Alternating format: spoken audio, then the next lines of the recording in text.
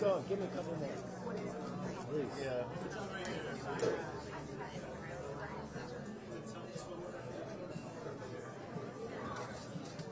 Well, I'll tell you this. Jonathan Pine is one of the most rewarding, most complex, simply greatest characters I've ever played. He is so deep and so still. His exterior is very calm and immaculate, and his interior is turbulent. His soul is on fire with moral courage. And the fact that it's been 10 years, I loved, because it's been 10 interesting, complex years in the world. And I can only imagine if you're in the intelligence community, those 10 years are even more interesting, even more complex. And we decided to embrace it. We decided to embrace these characters, and this man has been living in the same world we've all been living in, with so much change, so much uncertainty, both at home and abroad. And I feel he always has something to say.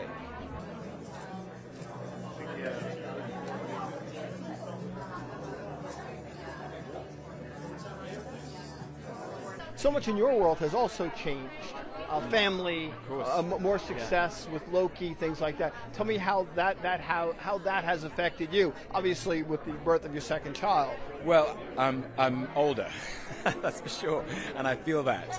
I'm grateful for that. I'm grateful for the years that have passed. I'm enormously grateful for the profound and life-changing things that have happened in my personal life and my family life. They remain, becoming a father is, without question, the most important, profound thing that's ever happened to me, and will be the most important role I play.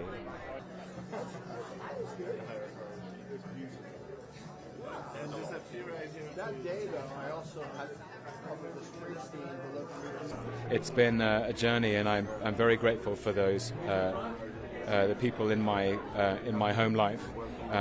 It's interesting that you ask about that, because I think the challenge for me in playing Jonathan Pine and playing a spy is that a spy's performance has to be immaculate, and they're pretending to be other people in order to get access to the truth.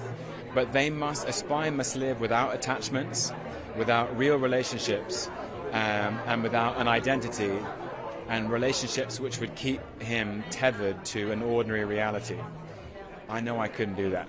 I'm very grateful for the real relationships in my life, my real attachments, and my ordinary life that keeps me grounded and anchored and tethered to the world. So that's the difference between me and him.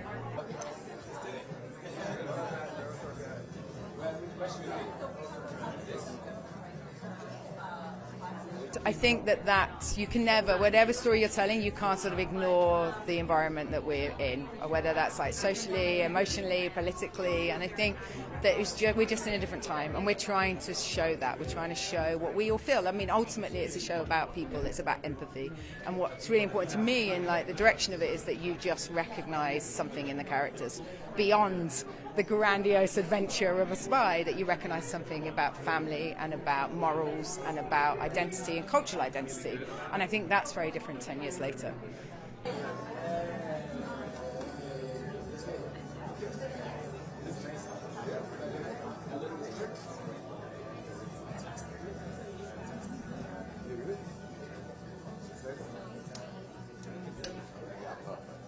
Well, more than references or investigation, I just try to don't create a cliché. I think the portrait of a villain, mostly like a narco, Latino, we've seen so many so many attempts and so many clichés. I think we all seen the same narco villain. And I tried to create something different, and I hope I've made it, and I just did it with more heart, I will say. Lots of eyes, right down the center. One more for the press corps.